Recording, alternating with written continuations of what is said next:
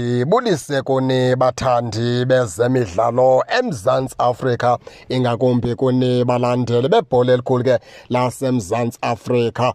Apha ke baphulaphuli ke siza nemeko ye-midfielder ezithupha kwiqela ke leKaizer Chiefs, apho ke zitshoyo zithi ke ukubaluleka kwalo mdlalo bazowudlala pha ngecawe bayibalula ke bathi ke noko ubaluleke kakhulu ke lo mdlalo. Wonke umdlali weqela leKaizer Chiefs pha ngaphakathi uredi into yokubana ke ajongane nelaa qela. Enye into ke laa mdlalo ngumkhomba ndlela kubo into yokubana ke bayadlula nabo babheke phaa kwii-quarter finals ke ze-CAF Confederation Cup. Bathi ke laa mdlalo ubaluleke ngeyona ndlela. Ewe ke bathi bebalula besitsho besithi ke ewe bavuyiswe into yokubana ke bethe ngo-2026 bavula ngendlela erayithi babe befaka owini ngaphakathi ke kwiqela leKaizer Chiefs. Bathi ke nalaa nto kuwina kwabo phaa eAfrika banzela umdlandla banikeza umdla. Bathi ke ngobaya kulo mdlalo benelaa themba lokubana ke bangawenza ke umohluko, ngoba lo mdlalo lo ubaluleke ngeyona ndlela. Becela into yokubana ke nabalandeli beqela leKaizer Chiefs babe nenkxaso engummangaliso.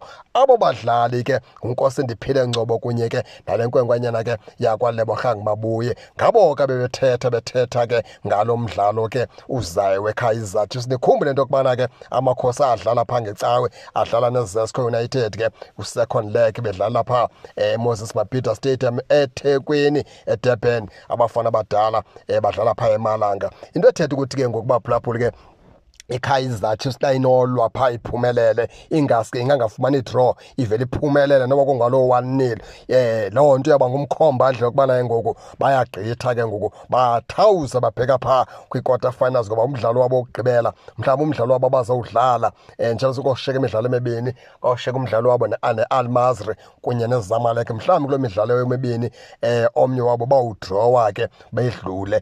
Kunyanzeleke into yokubana ke bephumelele kulo wangecawa kwenza into yokubana baye kule midlalo emibini noko benganaxhala lingako, besanto yokubana xa benofumana idraw kungalulakho into yokubana ke babe badlula babheka phaa kwi-quarter finals. Banqwenelela ke into yokubana ke abafana beKaizer Chiefs bangadlala kakuhle kakhulu beze nodumo kuzotsho nabantu babajongele phantsi, babajonge into yokubana akho nto bangeza nayo, babadanise, ngoba abantu abanintsi abanye ke ziintliziyo zabo azixolanga, banalaa ngcinga ithi ngaske iKaizer Chiefs ingaphuma phaa ngecawe. Iintliziyo zabantu azikhululekanga, yiyo laa nto sithi ke siyabanqwenelela into yokubana abafana beKaizer Chiefs ke benze kakuhle kakhulu phaa ngecawe, kwenze into yokubana ke abantu baseSouth Africa nabaxhasi nabathandi beqela leKaizer Chiefs ke badibane bamanyane bakubone ukubaluleka kweqela leKaizer Chiefs. Ngoba ke ngamanye amaxesha ukugxeka kakhulu itimu ungajonganga iinzingo neentshutshiso ebhekene nazo,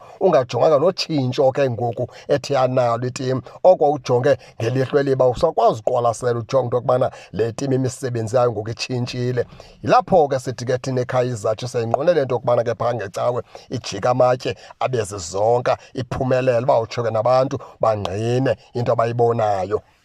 Baphulaphuli ke akusoyam ndodwa, nani ke ningake ningene nitsho into yokubana ke niva njani, nize ke ningakhohlwa kwisubscribe kule channel ukuze ningaphoswa zezemidlalo endizanothulela zona kwixa elizayo kakuhle babukeli.